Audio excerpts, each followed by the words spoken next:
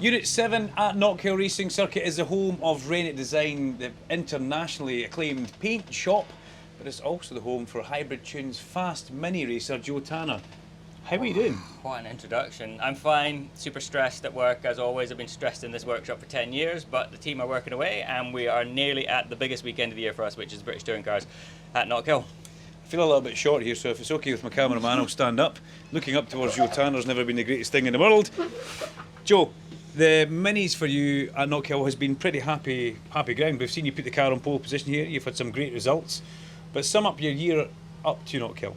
Okay, so this is what worries me, because every year I've come here, I've had a really good year. Pole position the first time, front row last year, podium the year before.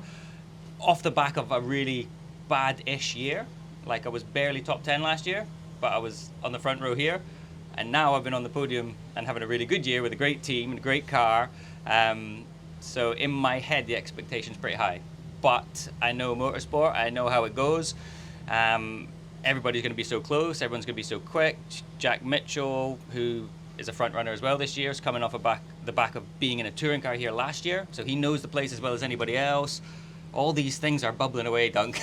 But I don't know, I'll just do what I do and just go as quick as I can go and hope come Saturday, because all of our racing is pretty much on Saturday, only our reverse grid is on Sunday, and just hope for the best. What can you do? If there's ever an advert for overthinking, ladies and gentlemen, this totally. is, No, but Joe. I'm trying not to think about it. I'm trying just to go as fast as I can go. I know I can be quick here, wet to dry. I've got the best team. I've got the best car. I've got everything I need. So I've been running. You've been running? I've been running. Like, really running? Yeah, I did 5K last night. Did you? That's why I'm trembling as I stand here. Really? My knees are giving up on me. But yeah, I've started to try to put in.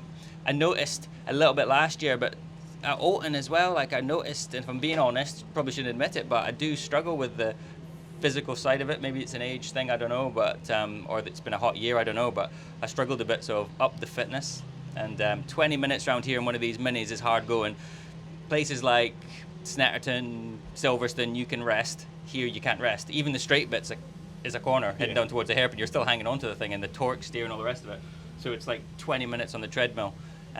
So yeah, I want to be ready. What can the fans get from the mini racing? Because it's almost like a small touring car that you're driving. It's close, it's action-packed. So it's basically the same format. We get two races off of a grid and then a finishing position, then the last race is a reverse grid. So it's exactly the same format as the touring cars. There's slightly more of us. I think we're just over 30. And the racing's super close because it's a one-make championship. So you don't have the advantage and disadvantages of a touring car. Rear-wheel drive's quick here and the weight and all the rest of it. Everyone's the same. So in the reverse grid, if you've won race 1 and race 2, you pull out 8. You don't see what you see in the touring cars with that guy tearing towards the front. He stays there because there's only 200ths between them anyway, so it's super close. But speed-wise as well, they're not as loud as a touring car, but lap time round here, I think it's only about 1.82 seconds, which is really close. Now we've got the 4 Scots in the actual touring car class with Gordon Shedden, Rory Butcher, Aidan Moffat and Dexter Patterson. You're not the only Scot in the minis, are you? Last year there was 10. I haven't done the maths. Is there 10 still? There's 7. 7. 9? There's a lot of Scots. There's more Scots in the minis. If they all come out to play, yeah. I think everybody's planning to. So there's more Scottish people, which makes another little internal fight.